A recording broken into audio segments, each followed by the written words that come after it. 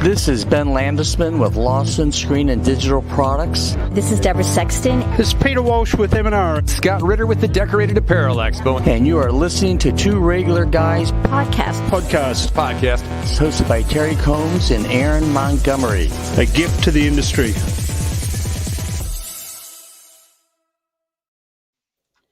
Welcome to the show. It is Friday, September 25th, 2020, and I am Erich Campbell, sitting in today for Terry Combs. You can find me at erichcampbell.com. And he's also pushing the buttons. This guy is super, super talented. So I'm Aaron Montgomery, and you can find me over at oursuccessgroup.com. I'm going to try to find what to do with my hands here. We'll keep them behind me. Really excited for today.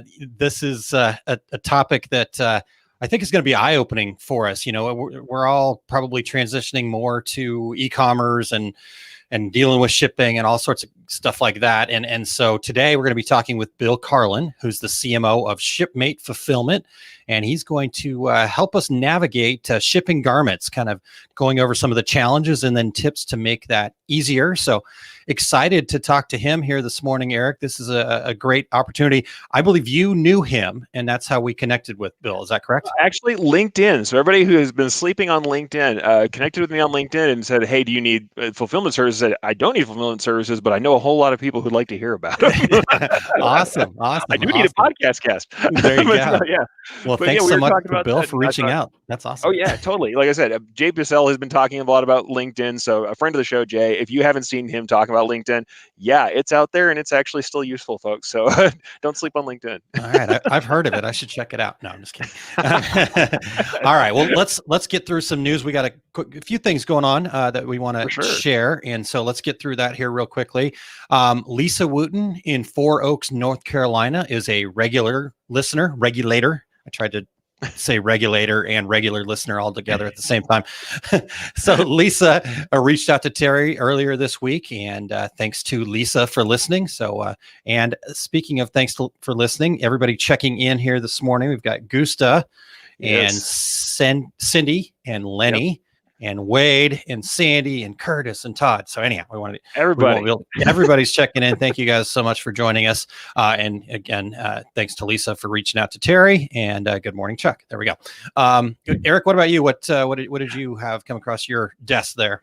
Well, actually, it's something that you turned me on to, and I'm glad we got a chance to look at it. It's Printing United now is actually going to unveil their digital experience. They have a new program. This digital experience is going to span 3, and this is their terms, action-packed weeks. I love that. Yeah. Beginning at October 26th and running through November 12th. Representing market segments throughout the industry, the Printing United digital experience offers education, insight, and new technology briefings for everyone across all job functions at no cost. You can find the schedule detailing each day of the digital experience online at printedunited.com. So printingunited.com. I'll go ahead and throw that up in the comments for everybody who is here live. Cool. Be sure to save the date. The countdown to registration is coming up, and I went ahead and took a look at that. And really, there's a lot of interesting stuff, and they're not joking. They are covering a lot of segments. So there is probably something for anybody who's even, adjunctly related to the printing and decoration industry. So go check out the stuff that's going on over at printedunited.com. Should be a cool event. Yeah, definitely looking forward to that, and talking with Amanda over there about working together with them and helping any way we can. Us here at the Two Regular Guys and Decorators community, we're all about education and growing, and rising tide lifts all boats. So we're excited to help with that. Speaking of helping with that and people we love, the folks over at DAX, Scott and Margie have been working really hard to figure out what 2021 looks like. And DAX has navigated the waters and are now accepting exhibitor applications for the 2021 shows. They've been working hard to create a safer trade show environment, and they will have extra sanitary exhibit halls, socially distanced floor plans, one-way aisles, and other measures to allow you to meet with your clients in an environment that should be no less safe than a visit to the grocery store. So tentative dates are Kansas City, February 19th through the 21st, Minnesota, March 18th through the 19th, and the Chicagoland show in April 23rd through the 24th.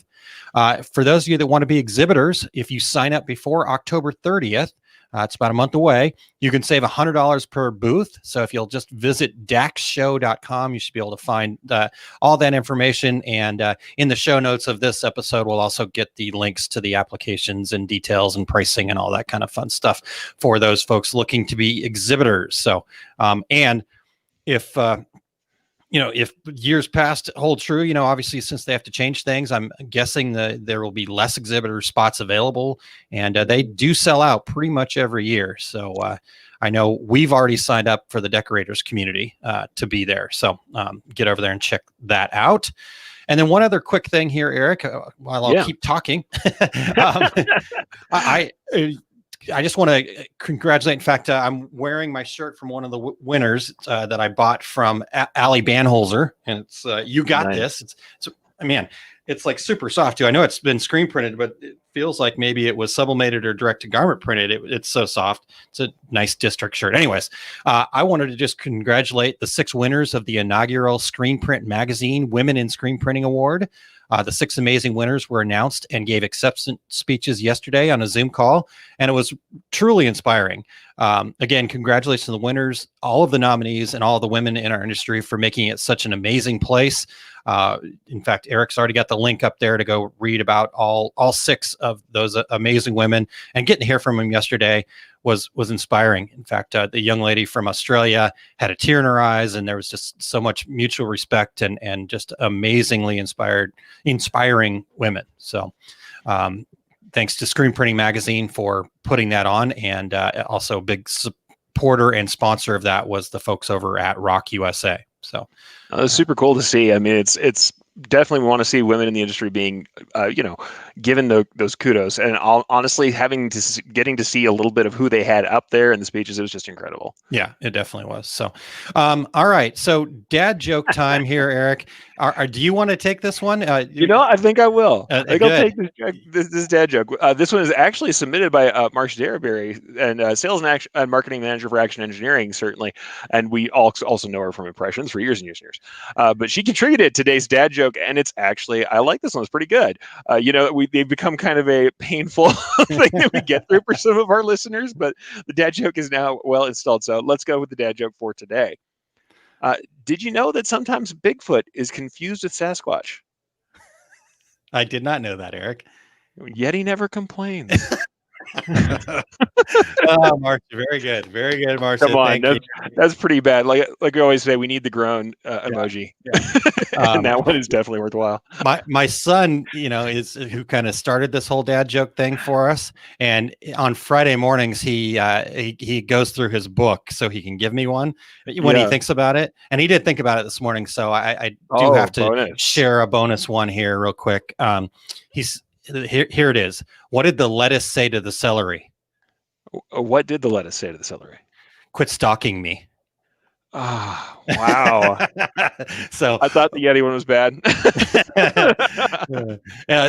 But if you do want to submit your dad jokes, we love it. You can link us on social media at 2 Regular Guys. Send us an email, info@2regularguys. Next week's dad joke. Yep, 2, the number 2. Next week's dad joke is actually from Ali Banholzer. She linked me on social media and said, "Here's a dad joke for you." So I'm looking forward to sharing that one next week. Yeah, no, well worth it, guys. Because if nothing else, I'll say this: if you don't love the dad joke, it is worthwhile to watch someone else cringe when you say the dad joke. It's actually, I think that's half my fun for sure. It's got to be at least half of the good part is people hating it. All right, so before we dive in, thank you to everybody who's checking out the 2 Regular Guys podcast. If you're listening to the podcast version, we'd really appreciate you sharing it with your friends so they can become regulators too. Plus, we would love and appreciate you giving us a review on Apple Podcasts, Spotify, iHeartRadio, Stitcher, or wherever you listen to the show. And also, we are always looking for new guests. If anyone would like to join us, go to calendly.com/2regularguys with your show ideas. And if you're watching us live right now, join in with comments and questions and reach out to your industry friends to join us now too. We love having you guys on live. You can always catch the replay if you can't do live But getting in live and getting to join into the kind of Q&A and the interaction in the comments is always awesome. So definitely reach out and let everybody know. Yep, definitely. Yeah, start sharing now, and let's hit a quick word from our sponsor, Impressions Magazine. Or sorry, Impressions Expo and Impressions Magazine, obviously, but Impressions Expo, and then we'll get to Bill here. Absolutely. What is Impressions Expo? Impressions Expo, formerly known as ISS, is the premier trade show dedicated to the imprinted and decorated apparel industry. They have 5 shows that are produced annually in each region of the United States, including Long Beach, California, Atlantic City, New Jersey, Orlando, Florida, Baton Rouge, Louisiana, and cap off the year at Fort Worth, Texas. Each of those 5 annual shows also feature over 30 seminars and hands-on workshops in categories such as screen printing, embroidery, digitizing, digital decorating, and much, much more. Visit impressionsexpo.com for more details, and while there, use the promo code REGULARGUYSIE for a free expo pass. Again, make sure you visit impressionsexpo.com to get more details, and the 2 regular guys look forward to seeing you there. All right. Well, thanks very much to Impressions for their support, and looking forward to seeing what they've got coming up here. Need to ping Josh and Jamie over there and find out what the latest is. I know they're working hard to continue to do their part to bring you wonderful education. So again, thanks to the folks over at Impressions. Check them out at impressionsexpo.com. All right, Eric, are we ready to bring in our guest and get to the information here? I can't wait. Honestly, this is a topic that I really love, so I'm very excited to bring him in. Bill Carlin is the CMO of Shipmate Fulfillment and has experience selling on most major e-commerce platforms, including Amazon, eBay, Walmart.com, and more. Bill helps empower e-commerce sellers through customizable, client-focused, third-party logistics services that increase profits and enhance the customer experience. Welcome to the show, Bill. Hey, how's it going? Great, Bill. Great. Well. Thank you so much for being here. And thank you for having me on. Yeah, definitely. So this is pretty exciting. 3PL, e-commerce. I mean, these are terms that may be a little bit foreign to some people, but we're having to learn about them as we navigate the waters a little bit. But talk to us first about Shipmate Fulfillment. What is it? So Shipmate Fulfillment is a family-run company. It's existed in some way, shape, or form since the 70s. We currently occupy a 300,000 square foot facility, which was purchased by our CEO's father back in 1984. Okay. So we come from a long history of doing logistics. He used to own 34 stores in the Philadelphia and Mid-Atlantic region. Wow. And with those stores, we'd have to do a lot of logistics work, thousands of containers, thousands of truckloads coming out of the building to stock those stores and keep them flowing. And, as you leave the 80s, the 90s, and you hit the 2000s, there's a huge shift from physical retail to online. So initially the shift was to go into the wholesale area, sell goods to other people who then sell it in this new retail environment, and they're more equipped to do that because of their expertise. Sure. Well, as we start to sell wholesale, we realize people aren't just buying things from the store like they used to. You can't take the business model from 1970 and bring it into this decade and hope it works. It doesn't work. So what happened was about a year after I joined the team, we decided to become an e-commerce merchant. So we took our entire catalog of almost 2,000 goods, brought it online, and started selling on all the major channels. So we started selling on Amazon, on eBay, on Walmart, and we were very successful at it. I mean, we were selling upwards of $10 million a year, and we decided we wanted to take that next leap. We wanted to go from just being an Amazon store, an eBay store, and we wanted to get on Walmart, we wanted to get on Shopify, we wanted to start selling on some other channels like Home Depot and Wayfair. So we had to start shopping for this magical creature known as a 3PL. So as we get out there 3-4 years ago, we start shopping for a 3PL. We get into a 3PL. And we're not really happy with the fulfillment services that are being rendered to us because we lose a lot of control when, you go with somebody else. Yeah. And, we weren't able to kit and bundle the way we wanted to. We weren't able to get the speed of delivery we wanted to. So we decided the best course of action was to build our own and build it better. So we decided to bring all our products back from these other warehouses into our own warehouse, build a fulfillment center. And once we got the hang of fulfilling orders for all the different platforms, we decided, why not sell the service to other people? Because if we're rendering the best service in the market, we should make it available to others. So over the last 2-3 years, we started to make the transition out of e-commerce and into the 3PL space. And we're growing pretty quickly, and we're always looking to add new people to that family. Wonderful. Very cool. Yeah. Honestly, I think first thing, I know this is terrible to do to back it up this far. Why don't we define 3PL for people? Yeah. We have absolute people who are just already getting that 3-letter fever. I was thinking that same thing. I threw it out there and ruined it right off the top. So sorry about that. No problem. So for those of you who don't know, 3PLs are companies that are focused on logistics and warehousing primarily. Usually when you have a good, you need a place to put it. So you'll store it in a 3PL. And when orders come in from various marketplaces, the 3PL will make sure that the item reaches your end customer within your specified demand. So like if you got to get the item there in 5 days, we'll do our best to get it there in 5 days. You got to get it there in 2 days. We'll send it through an expedited channel and we'll get it there. So the reason it's a 3PL is because we're third party, meaning that there's other people involved in this thing. So what happens is we have our own list of contractors. So we have everybody from labor contracts to equipment contracts to people who supply us boxes and mailers to people who sell us heavy equipment, and even down to the postal carriers and the people who do our insurance. So we're outsourcing a lot of things for you. So you work directly with us and we manage, these 10, 20, 30 other relationships for you. So that way the service is a lot more simpler. You can understand that you're really just paying for storage and shipping rather than having to deal with 20 different contractors doing a bunch of little things in the background.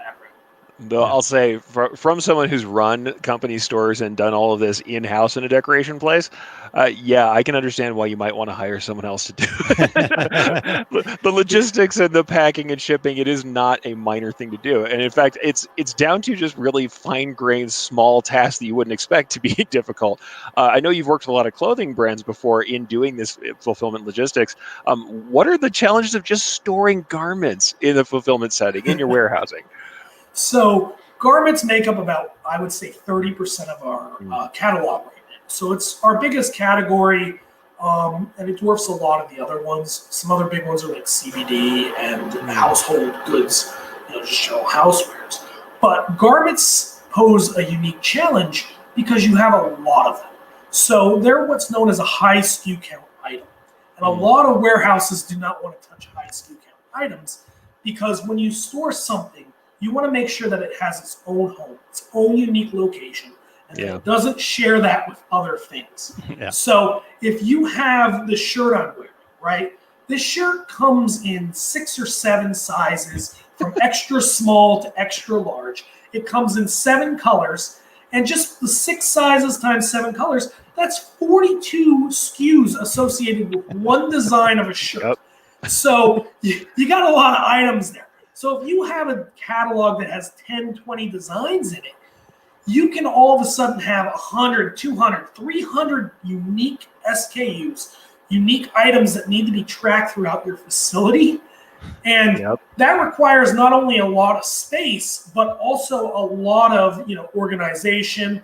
It requires a lot of automation because if you're not checking this thing with barcodes, it becomes very easy to make mistakes. So, I mean, that's really where the challenges come in. So you have the challenges of that, but you also have the challenges of things look similar. So even if you automate things, you put barcodes on things, people are very likely to get this extra large shirt confused with a large shirt. It happens. So a lot of times you need to use smart layouts in your storage. And this is something I would recommend for even your viewers who are doing it themselves, is to make sure that if you have this green shirt, it's not next to another green shirt. Because if it is, you're very likely to mix them up. If you put this next to a red shirt or a yellow shirt or a blue shirt, it's a lot harder to accidentally grab the wrong one from the wrong slot. So that's a really good practice to keep in mind. The other problem with garments in particular is that a lot of times they can wrinkle, they can be bent. You can't just throw this in a box, and it has to be neatly stacked and neatly organized. And a lot of people, when they're selling you a bin, they're going to want to put as much as they can in there. And it's just something you can't do with something as sensitive as a garment. So, I mean, that's just some of the challenges with shipping, storing garments in particular, because they're one of the more difficult things to do if you don't have the space and you don't have the technology in order to organize them correctly. Yeah, I think the challenges that you're sharing there can be felt by our listeners for sure. And he definitely have had that kind of thing happen, going, oh crap, I got the large instead of the extra. So talk to us then. You're telling us about how much kind of challenge falls into the actual storing of these products, but then you got to get them to the customer. What makes the shipping of garments and the logistics of that challenging as well? What things should people be thinking about there? So one of the biggest challenges with garments is keeping your brand intact. Because when you're shipping a garment, when you're selling a garment, that garment has value not because it's just a shirt you put on or a hat you wear. It's because it has this unique brand to it. It has this unique story. It has this aspect of it that gives it character, gives it life, and that's why somebody wants to own it. It's a very personal item, and it's something that people treasure. And in order to keep people having those warm fuzzy feelings about your brand, a lot of times it's important to make sure that not only is somebody getting a shirt they love, but the entire experience of getting that shirt is good.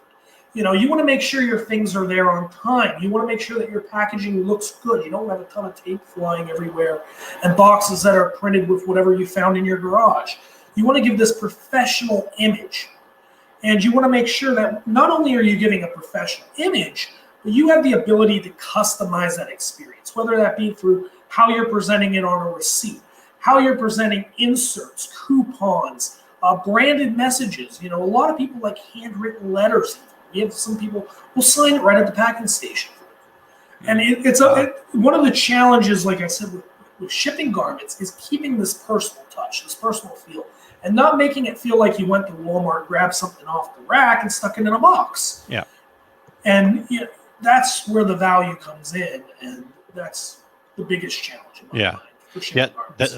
That's really important, and I appreciate you saying that, because that is what, as decorators, we're just taking a normal t-shirt and we're turning it into, like you said, something that people want to own.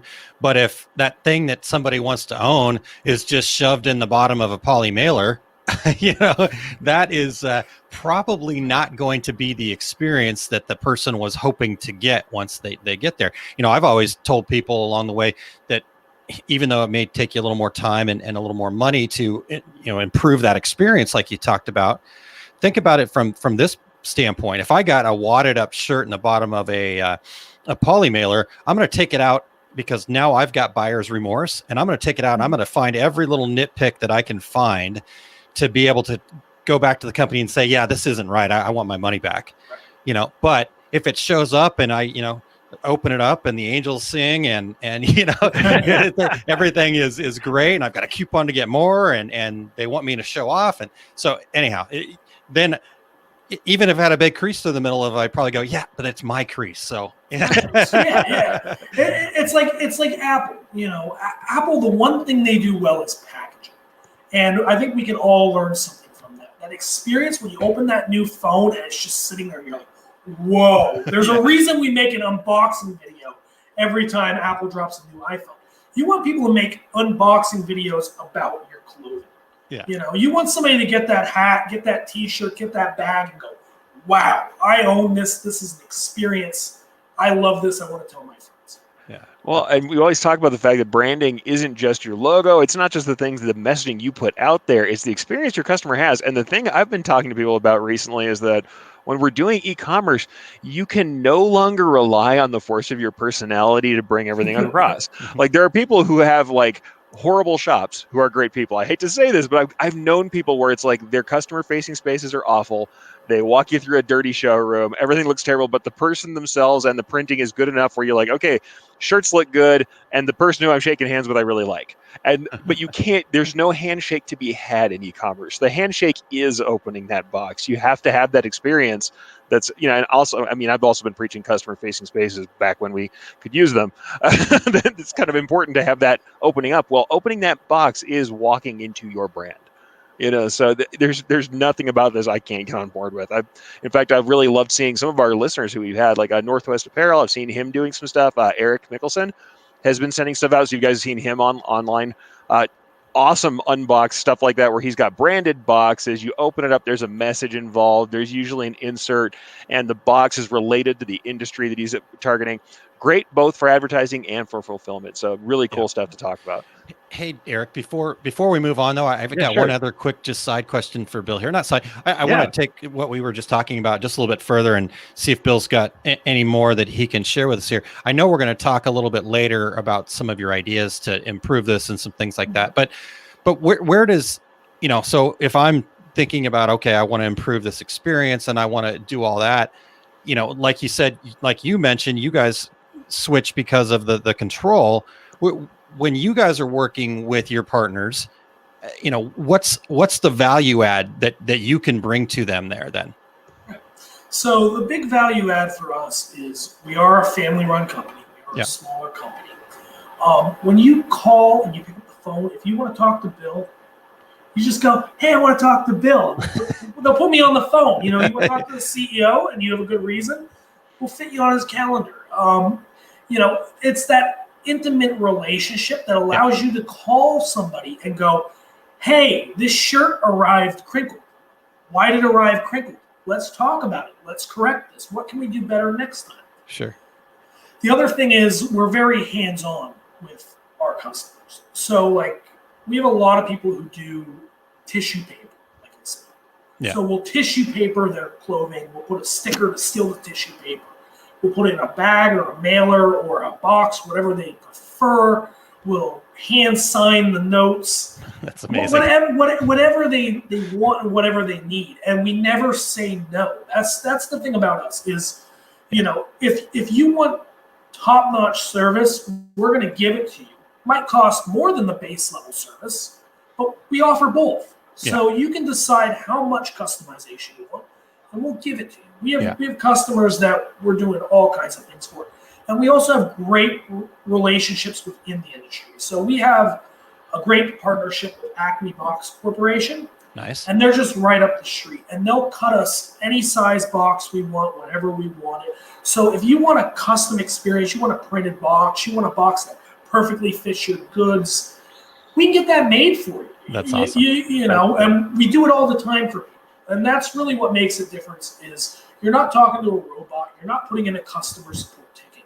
You're talking to a real person who's going to go, they're going to play with your stuff. They're going to figure out how it works. And they're going to tell somebody, "Hey, this is how it works. This is the rules we got to put in place. This is what we need to do to get your brand to where you want it." Correct. You know, we work for you.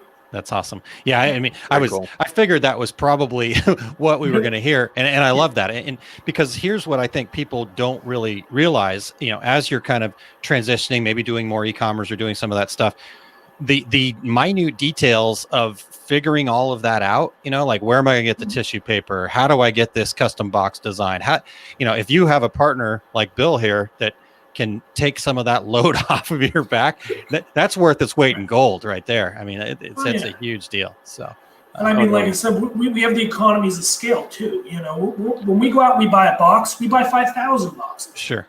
When you go out and buy a box, you go to Staples, you get 20 of them, and all of a sudden they're getting you for $1.50 a box. You're like, how are boxes half my profit? It's leveraging these relationships as well as the scale of these relationships that really allow us to be efficient when it comes to helping you with your goals. That's awesome. That's wonderful. super cool. Yeah. Well, I hate to go back to like the nuts and bolts because after we just talked about all the fun stuff and boxes and custom stuff, you're like, okay, well now let me bring the room down and talk about nuts and bolts and what we actually have to do. But I think actually we ship those too, by the way. We have one guy, he just sells screws, nuts, bolts, all kinds of fasteners. It's great. Oh, that's awesome. Way to brand right in the middle of that, man. Good job. Yeah, certainly. But that's the thing. In this climate, I think that honestly, some of the just honest logistical questions are things that we have to talk about. So I'd like to kind of talk about the services that you use to ship garments, literally how that's going, and what does it look like right now in shipping? Right. So right now, most of the carriers are still experiencing delay, and this is partially due to restrictions in areas. People call off sick. There's issues with employment in general. A lot of people are having trouble hiring right now. So delays are expected. They're things that are just happening right now, and there's really no way to get around it. I will say that some carriers are better than other carriers when it comes to dependability. As we know, there's a lot of issues with the post office right now. UPS is currently using a lot of contractors to fill things in. So right now we're relying pretty heavily on FedEx when we need something to get where it needs to go. Yeah. But I mean, that's just personal experience. Keep in mind, I'm in the Northeast region.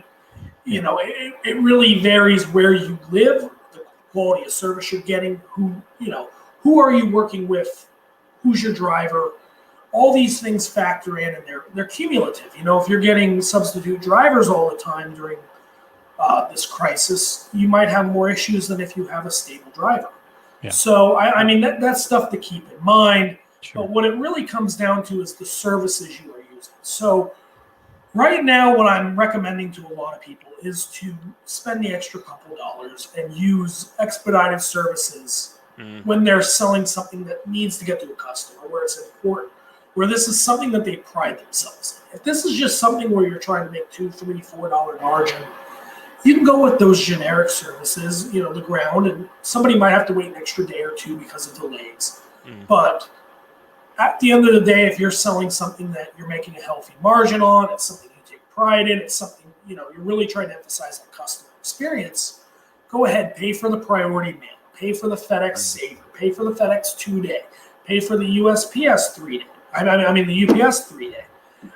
It's a little more money, but if that runs a day late, you're now 3 days late, 4 days.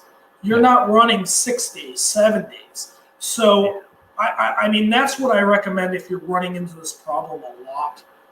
Really, like I said, you got to feel out what your situation is. Now, when I say you want to use those services, it's generally when I'm shipping garments, I use either poly mailers or small boxes. Yeah. But a lot of people forget that there are these great flat rate programs. And you have these flat rate envelopes from the post office. FedEx has their own set of flat rate envelopes. UPS has their own set of flat rate envelopes. Right now, we send a lot of stuff with FedEx 2-day in the envelope for like $10. It's affordable, and you're getting that 2-day service, and it's getting there in that 2 days. I'd say 95% of the time, and when it's late, it's 3 days. So we've been shifting a lot of people to there, and I really think, especially if you're fulfilling this stuff on your own, your negotiated discounts with the carriers aren't very good.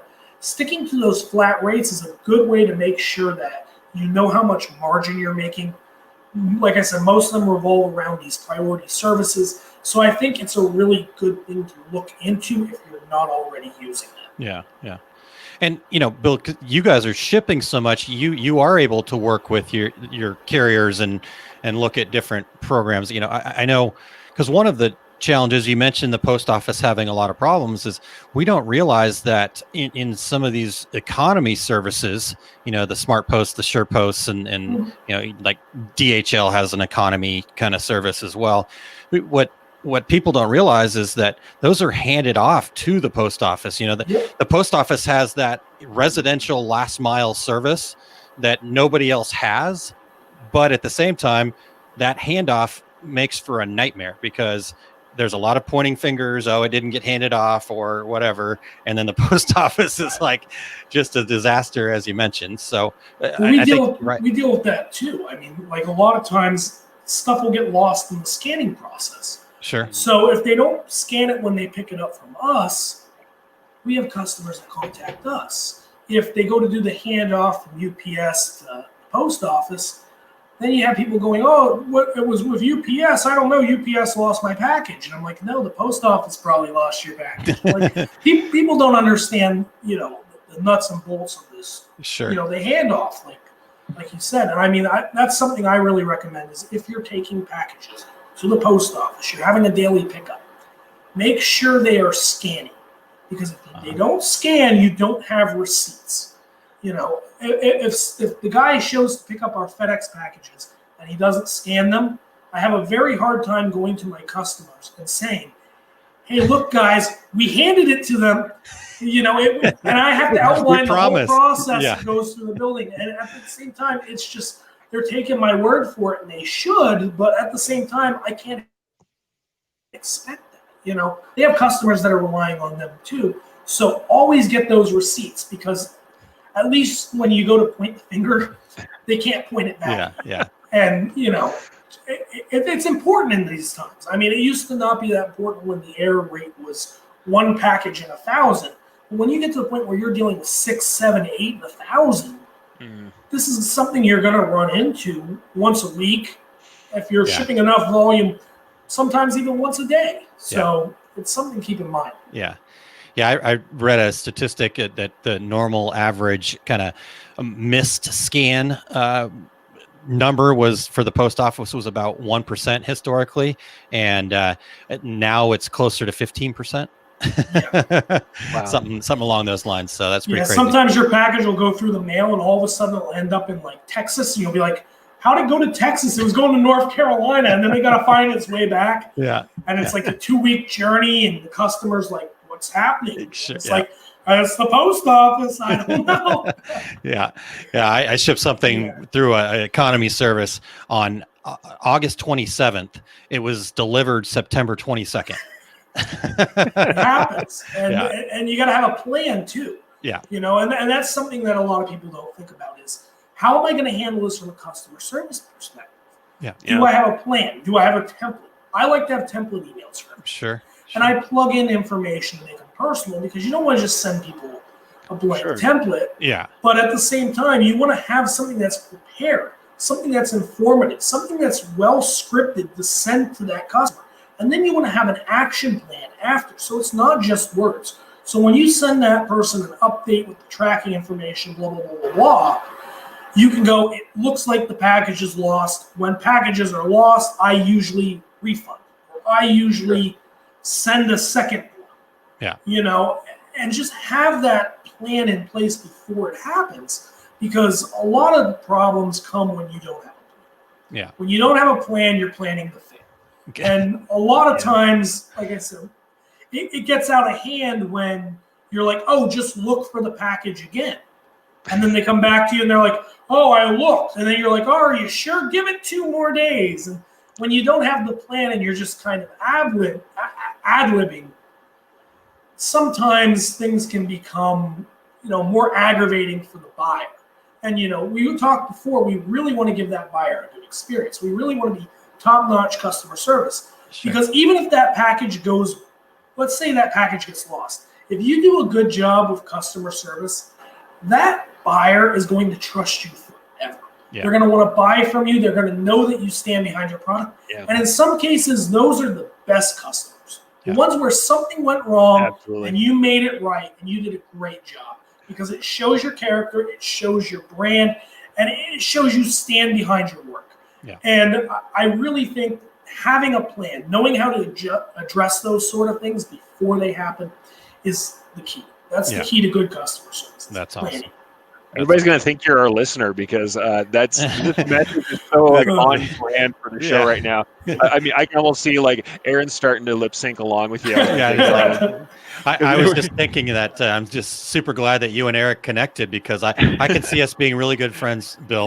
We speak the same language, planning and customer experience. I mean, if you can do those two things well, you're going to be successful. So and here's the thing I tell everybody too, is like, it's about communication. If you get out in front of this thing, we all know we're having issues right now.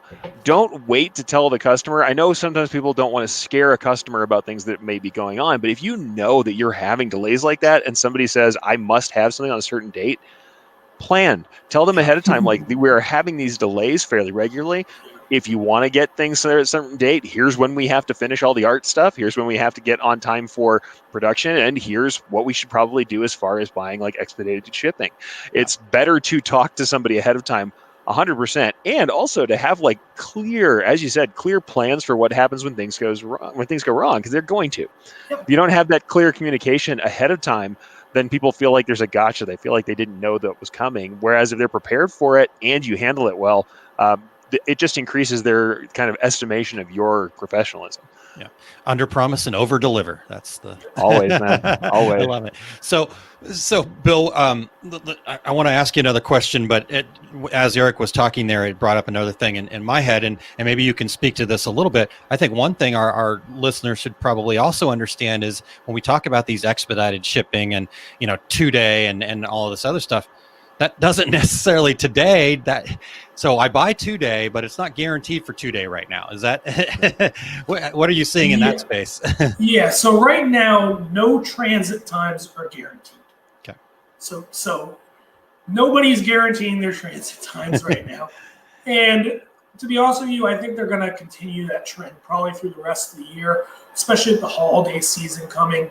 A lot of times you can't trust it anyhow. Yeah. And I mean, let's be honest, there's more money to be made when you can take your time. So I don't think they really have any incentive to, put those restrictions, those guarantees back in place earlier than they have to. Yeah, totally. So until a competitor does it, until somebody breaks the chain, until, UPS beats FedEx to it or FedEx beats UPS to it, I don't think you're going to see that. Now, these 2-day services, these 3-day services, we are seeing a trend with our volume that they are getting there earlier. It's like I said before, if you're experiencing a 1-day delay, a 2-day delay, a 3-day delay, that's going to perpetrate through everything. If you buy a 5-day service, it's still a 5-day, 5-day plus 2. 2-day service, 2-day plus 2. The delays are all the same. The other thing a lot of people don't know about these express services is even if it goes around the corner, it gets on a plane. So if you buy 2-day mail, it's getting on a plane somewhere. If you buy next day mail, it's getting on a plane somewhere. It might even fly around in a circle, but it's airmail. And, that all gets processed differently. It's treated as a priority. And, that's what they prioritize is express orders. So you're getting pushed to the front of the list regardless of whether it's going around the corner or if it's going halfway across the country. Yeah. So that's the reason why I say, have realistic expectations when you're buying expedited shipping in these times, but realize that expedited shipping is getting that, first class treatment. Another bonus tidbit of information is if you have a UPS pickup or a FedEx pickup and it's the holiday season and your truck just isn't coming, overnight something to yourself because they prioritize those orders. So if you call the FedEx dispatcher and you go, hey, I got 100 ground packages, they're going to tell you, oh, we'll try to get a truck. You call the dispatcher and you say, we have some next day air, they're on their way. Nice. That's a great tip, Bill. That's a wonderful tip. So Bill, I know you've already given us a ton of wonderful customer experience information and tips and stuff like that. But, here at the Two Regular Guys, we want to squeeze our guests for as much as we can get. So you got anything else you can give us? Any other ideas to improve the customer experience? To improve the customer service with garments? The customer service with garments, the customer experience. What other things are you guys able to do, and what can people maybe think about and potentially improve their customers' experience through you guys? So one of the big things I want to talk about in terms of the customer experience that has to do with shipping, but it doesn't have to do with shipping, is it's really important to make sure that you are taking high quality photos of your items, that you are writing good descriptions. And this is where it gets, a little sticky. You want to make sure that you're taking good photos and good descriptions, not great and not terrible, because if you oversell something, you can have just as much problems as if you undersell something. So it's important to make sure you're representing yourself well, because that's what people are going to come to expect when they open that box. And I ran into this before. We were selling dinner plates a couple years back, and they were break resistant. But using the word break resistant in the description, every time somebody broke a plate by dropping it on concrete floors or whatever, they would write a review. So one of the things I'm trying to say with this whole thing is to keep things consistent throughout. If you're giving a high-end experience, give a high-end experience from the photos to the listing to how you're shipping it. If you're pumping out quantity, your game's the quantity game, go ahead, take a good photo, but don't oversell it. Put together a good description. Don't call it luxury fabric. Don't call it, don't jazz it up too much, because if you're going to stick it in a poly mailer and just mail it to somebody because you're going the volume game, it's a perfectly acceptable strategy, but you want to follow through. You want to make sure that throughout you're not overpaying for things you don't need, and you're also not underperforming in one of the categories when claiming you're offering a high-end experience. Yeah. So just make sure that you know what you want to do as a brand and that you're consistent across that. Write out my brand is, and a couple statements about it. And make sure that everything you're doing, from photos to listings to customer service to packaging, meet those expectations. And it's like I said, don't be afraid to be honest. If you're in the volume game, that's a good business model. If you're in the high quality game, you're trying to sell a couple pieces for very high dollars. Make sure people are getting a value there. If you're somewhere in the middle, what's important to you? What are your values? How are you going to reflect that in the goods? Make sure that it's a consistent experience and that you're sure of what you stand for and what you want to represent in your products. Nice. Yeah, awesome. Certainly. That's a great tip. Wonderful tip. Thank you so much for that. Yeah, it's hard because we don't want to copy and paste our descriptions straight out of our catalogs, because that's a lot of people do. They'll go to the supplier catalog and copy and paste it out, which I dislike. But I can see what you're saying. If you oversell something and make it sound like it's gold when it's not, it makes me think of all the people who buy dollhouse furniture on Amazon.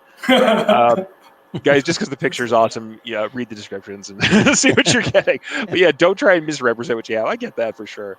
And here's the thing: what is that going to cause? If you have people who are getting something that does not match with the expectations, they're going to return it. They're going to want to get rid of it. They're going to want their money back.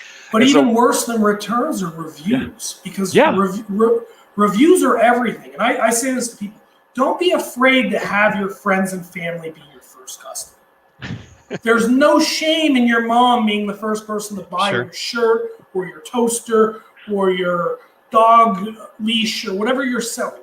There's no shame in it, because you want to start off with good reviews, and you want to make sure that you're doing business practices that keep you with good reviews, because those are paramount.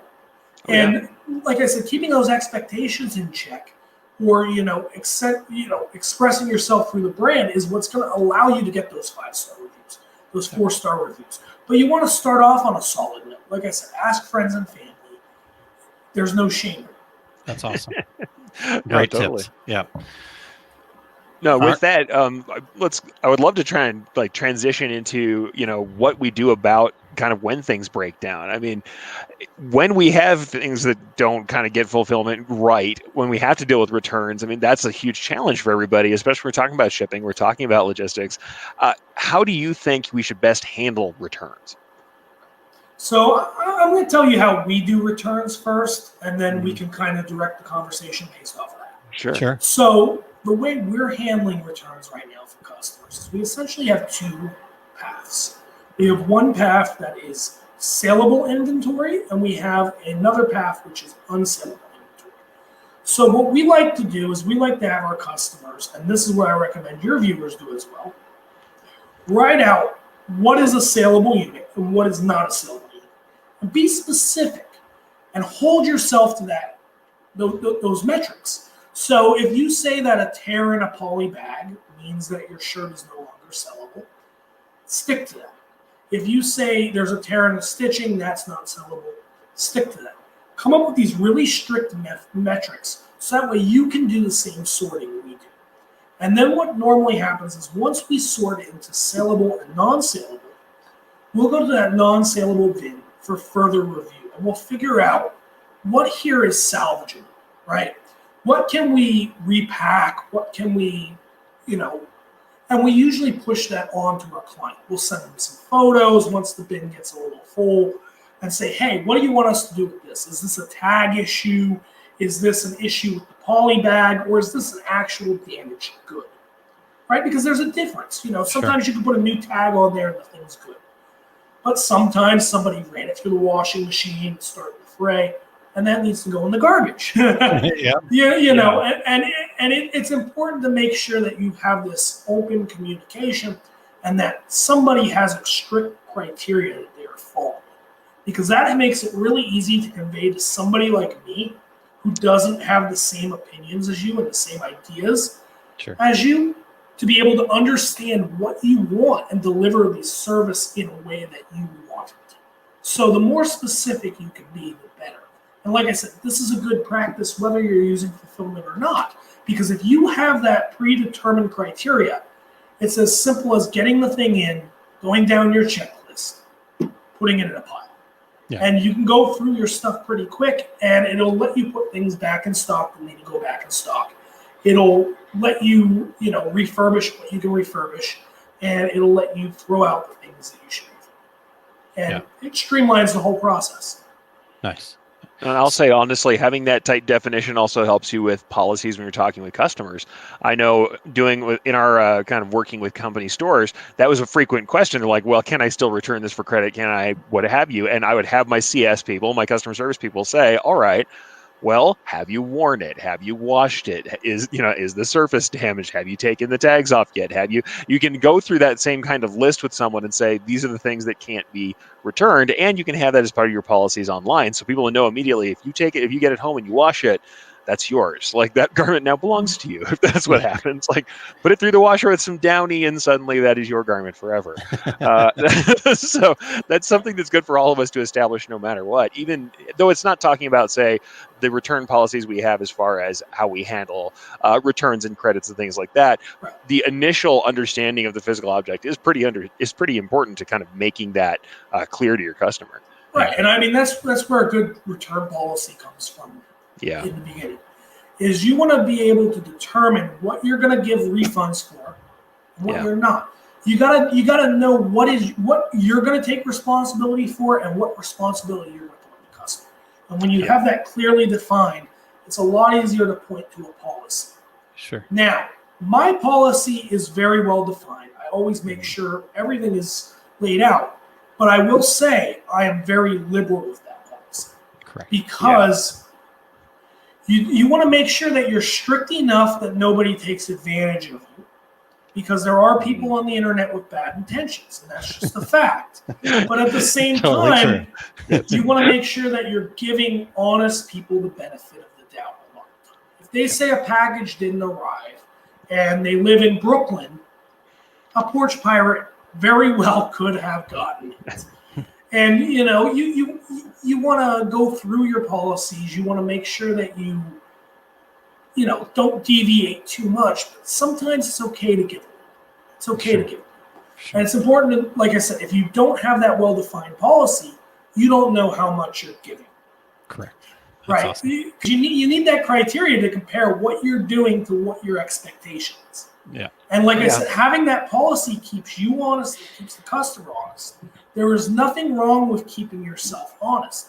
A lot of people have issues with, accepting blame and, deciding when they're going to accept blame. Because when you accept blame, it's usually a bad thing. But once you define what blame you're going to accept before you have to accept blame, it makes that process a lot easier. It takes a lot of the personal things out of it. I know sometimes people will return things. I will get furious. Like, I will have an issue. I will have a cow. I will be like, how dare they do that? I did a great job on that. This is a great product. I'm personally offended. But you know what? When I have that policy outlined and they acted within that policy, I'm perfectly fine going, there was a scuff on the glass. Sure. I'll eat that. Yeah. And it helps me come to terms and take the emotion out of things.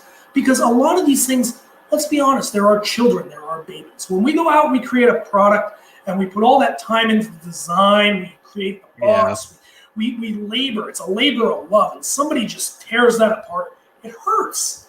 And it's just natural. But like I said, that criteria keeps you honest. It keeps the buyer honest.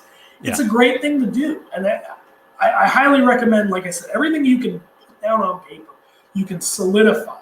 Yeah. It just makes you that much stronger. And it helps when you write it because, like I said, what is a sellable item? If you know what a sellable item is, you can accept all of those as returns. Yeah. If you know what is a not sellable item, you can blacklist some of those that are not your fault.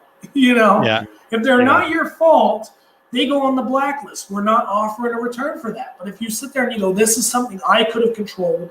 This is something that was in my wheelhouse. There was a hole in the sleeve. That was my fault. Then you know that you put that on the refund list. And it really helps, solidify what you're going to do. It all comes back to that planning. And it really makes you stronger as a brand, as a company. And it makes you seem professional. It's all around good. Yeah. I think you really hit on something. Sorry, man. Okay. We're both passionate about this, so Aaron and I are going to step on each other's toes. I think you hit something on the head too, that in the fact that people have a problem with taking it personally, and I'm not saying I don't. I've been there too, where somebody's looking at the sample, and especially being an embroidery digitizer, I literally did the interpretation of the art. So it's something that's like I interpreted that art, and if somebody doesn't like how you interpret it, you're like, well, it was the best choice I could make, It's hard to get in it. The thing is, they're not returning this garment to say you're a jerk. They're not returning the garment to say I don't like you. They don't know you. They don't care, honestly. And it's not in a bad way, but they don't know you. They just have an issue with the garment, and the garment's not you. And I will also say this: working with customer service people or people in fulfillment, I remember very distinctly what we did was give them kind of a budget and say, "Here's your budget for the day. If you can solve a problem under this budget throughout your day, go ahead and do it. Even if it's not entirely on the schedule. Let's say that you've got this budget throughout the day of this many dollars of product that we're willing to eat. If you want to give somebody an extra consideration because you think it's well deserved, go ahead and do that, and we empower you to make that decision. That absolutely makes a difference in how this stuff gets treated and how personal and how much infighting there gets. It turns into a better customer experience overall. Setting yourself that budget ahead of time for handling things, even if they fall outside your policy. Mm-hmm. Yeah. And Bill, I love what you said about, when you're kind of setting those expectations and the planning and having that there, because like you said, when you have that policy that you're able to kind of point to, I try to use that kind of to my advantage a little bit from the customer experience side of things. Like you said, it's there, this falls within that. But as you mentioned, being liberal within that actually allows you to become the hero to that customer. And early on, Bill, you said the fact that a lot of times some of your best customers are people that actually had issues to begin with, and how you resolve those issues turn them into the best customers. It's kind of the Jay Bear theory of hug your haters. Totally. And so I love that, because I would do that. It's like, well, the policy's this, but because I think you're a great person, you're honest, I understand the story, we're going to make an exception for you. And that goes from them going, I have a problem, to now I'm being treated special. They're making an exception for me, and that's a great customer experience. And so everybody likes to feel special. Totally. And there's nothing wrong with making people feel special. And that's something I really think from both a brand perspective, from what you're doing with your actual product. Right. what you're doing on the customer service end, what you're doing on the fulfillment end. It really comes down to, that's a great point. That's how you sum it up. Make your customer feel special.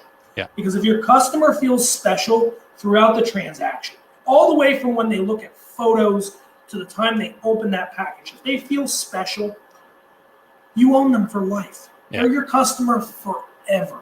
Yeah. Because when I think about my favorite brands and things I'm passionate about, they're part of my identity. There's something that makes me feel special. And like owning that thing adds to who I am and makes me feel special. It makes me feel like I'm an individual.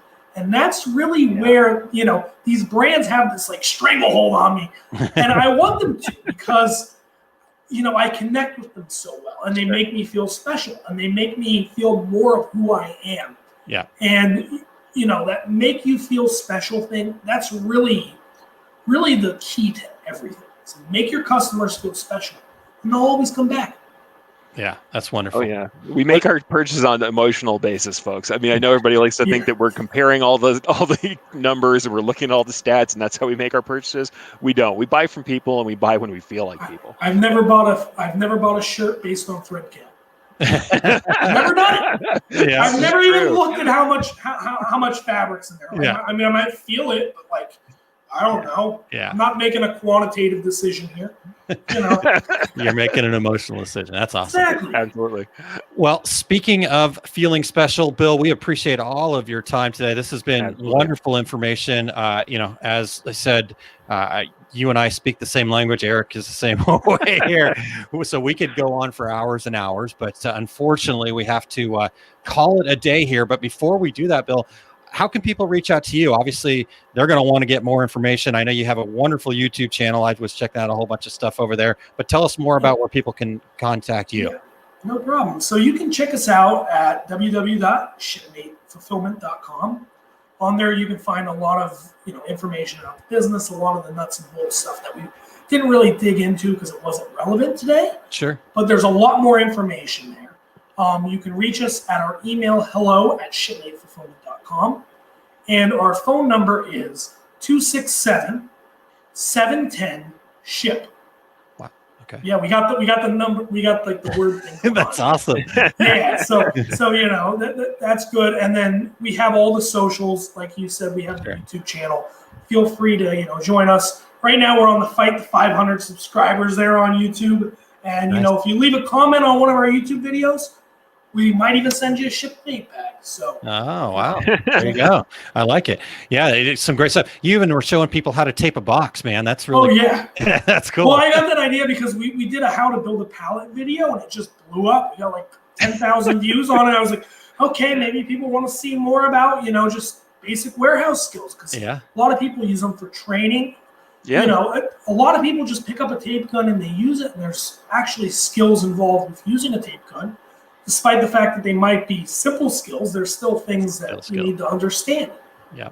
Yeah. That's awesome. Awesome. So one more time, Erich, would you put that banner up across the bottom if you don't mind? Yeah. Just so people can see it. Shipmatesfulfillment.com is where to check out Bill. Bill, thank you so much for your time today. It's been a great conversation. I appreciate you having me on. Yeah, very welcome. It's been a lot of fun. Awesome. Take care, Bill. Yeah. See you guys. That was great, man. Good having Bill on. Good having Bill on for sure. Again, Phil, we speak the same language, so that was awesome. I love his take on things, his take on customer experience, and all of that stuff. Wonderful stuff. So get over there and check it out. Yeah, I think he could save you a lot of hassle, save you a lot of headache, and obviously he's willing to give a ton of great information. So. Get over and check them out. All right, Erich, sure. Can we hit a quick ad for my company, our Success Group here real quick, and then we'll come back and wrap this up? Do you know where that? I think it's in there. Yes, we absolutely can hit a little OSG ad and get that going. Awesome. Hey everyone, this is Aaron Montgomery.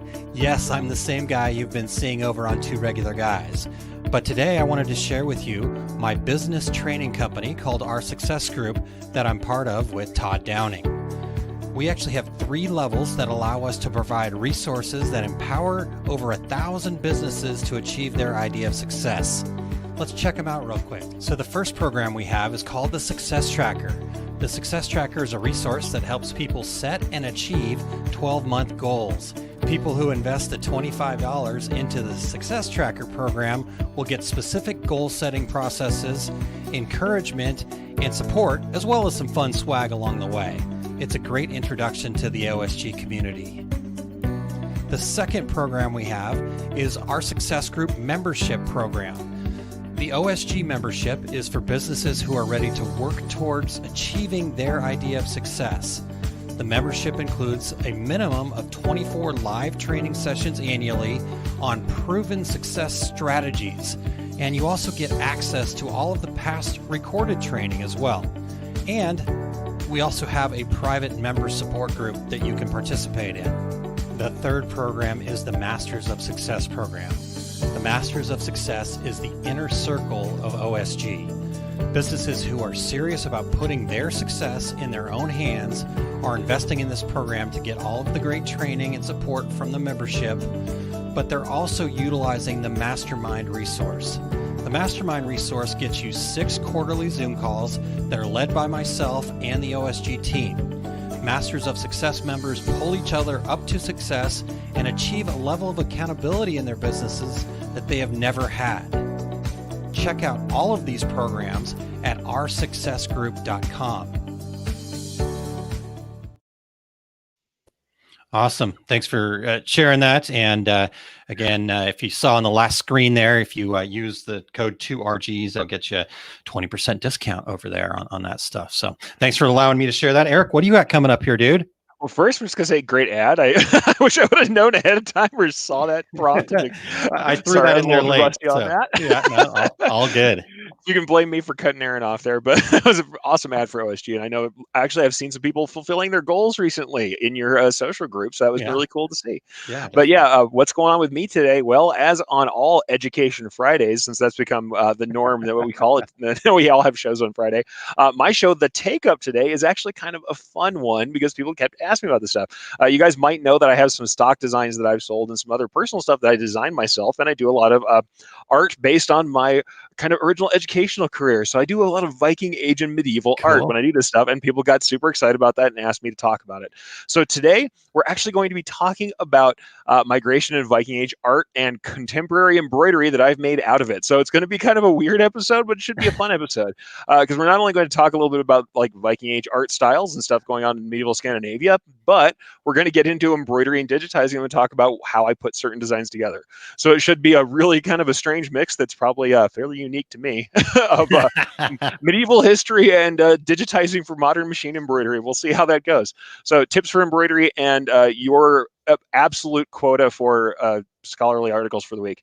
I love it. I love it. And I love how passionate you are about that stuff. You know, it just it comes out every time you're sharing not only the embroidery and the digitizing stuff, but in that art, it's amazing stuff. So thank you for sharing that with the world. Where do people find that, Eric? Well, they're going to find it at facebook.com/Erich.Campbell. So ERICH. Since Terry's not here, I'll go ahead and E-rich myself. That's Aaron doesn't have to. I'll go ahead and hoist myself on my own petard there. Otherwise, you'll find me at youtube.com/C/Erich Campbell. However, I'm going to go ahead and paste into the comments right now a direct link to the video for today. A lot of people like to use YouTube, especially if you have like premium YouTube. People who subscribe to that, they love it because you can have your phone off, turn off the screen, and just listen. I think I do a lot of visual stuff, so I would love to see me on your second monitor. Or what I've recently found out is some people put me up on the TV in the afternoon, and I was a little shocked that I was on somebody's 50-inch TV talking about embroidery for the afternoon. But hey, whatever you like. It's not like I don't do that to other people in our industry. So I welcome you to do that with me too. Awesome. What else you got going on, Eric? Well, of course, people know the Demystifying Next Level Digitizing webinar we did much earlier in the year is still up, and actually I've had a lot of people still asking about it and talking about it. So if you want better running, bolder, more beautiful embroidery with a faster cycle from concept to completion, you can still get that webinar at bit.ly/ErichDD. I'm throwing that in the comments right now, but that is still available. You'll be able to listen to the entire webinar, which is actually quite a long webinar. It's something that I haven't gotten to teach in a while. So it's one of those topics people really love. You learn about dimension, you learn about digitizing, and you learn a lot about, like I said, that kind of scientific process, at least the way I call it, for sampling and learning more in bread and butter. And once again, that is bit.ly/Erich, ERICHDD. Cool. Excellent. Well, check both of those things out. I'm excited about the take up today, as well as, like I said, lots of people still looking for that information. And the Demystifying Next Level Digitizing webinar was a great one. So they should definitely check that out. Well worth it. I'm not exactly sure where Terry's at with stuff right now. So if you just want to get over to terrycombs.com and check under tour dates, I believe his complete screen printing business course is still up for Atlas Screen Supply, November 14th through the 15th. But, as COVID does, it makes people change and pivot. So just basically bookmark that terrycombs.com and hit the tab tour dates, and you'll be able to keep up with what Terry's got going on. For me, Erich, I've got Small Business Saturdays happening tomorrow. Awesome. I am changing the time. My son is finally back to his volleyball practices in the morning. So we're going to be doing it. I actually had a poll out there. In fact, you can't see it. I'm in the way. Which way? Anyhow, I said, do you want to do 7 a.m., 12:30 p.m., or 3 p.m. Central Time? The winner was 12:30 p.m. So 12:30 p.m. tomorrow. I get to interview my dad. This is really exciting. He'd been dodging me for a while. I bought him a webcam, and I said, oh, by the way, Dad, I bought you that webcam. Now you have to do this thing with me. And he's like, So anyhow, no, it's going to be fun. I get to interview him about business lessons that he learned from his 25 years of CPA experience, and going to have a fun time chatting with my dad. So tune in and check that out over at liveosg.com. Thanks for putting that up there, Erich. And you can also find it over at facebook.com/Our Success Group Pro. Awesome.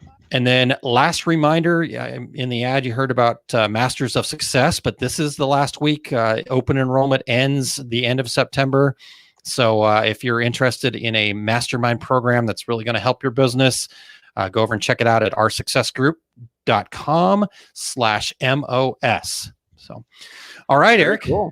Well, plenty of bonus time, plenty of great information. Really, really appreciate Bill and his time and openness of information. I know I learned a ton, and comments that we've already gotten from the regulators that they learned a ton from Bill. So thanks very much to Bill. Make sure to go check him out at shipmatesfulfillment.com. Next week, Erich, we're going to be talking with Matt Marcotte, who is now with Printavo, if you didn't hear about that. But he's working with the folks over at Printavo, and he's going to talk to us about merch stores in a COVID-19 world. So wow, that is huge, folks. Merch stores and doing merch for online experience is big deal right now. We're checking in, and honestly, everybody's talking about Amazon wading into this stuff. Realize that it's not closed to you just because they're expanding. In fact, what I always tell people, when those big brands buy in, that means the general public now believes in a thing, and now they're more willing to go for it. Yep. So that means there's more space. There's going to be more space opening up. So great to see that. I'm excited to have Matt on. Yeah, that'll be good for sure. Okay, man. Well, I think that's the end of another show. I think we've finally gotten to it. We've almost hit that official bonus time of 15 minutes after everybody's talking about. But until then, until next week, I'm Erich Campbell sitting in for Terry Combs. He's Aaron Montgomery. And we are the Two Regular Guys. Thank you for listening to Two Regular Guys. Check out our website at tworegularguys.com. That's the number 2, regularguys.com.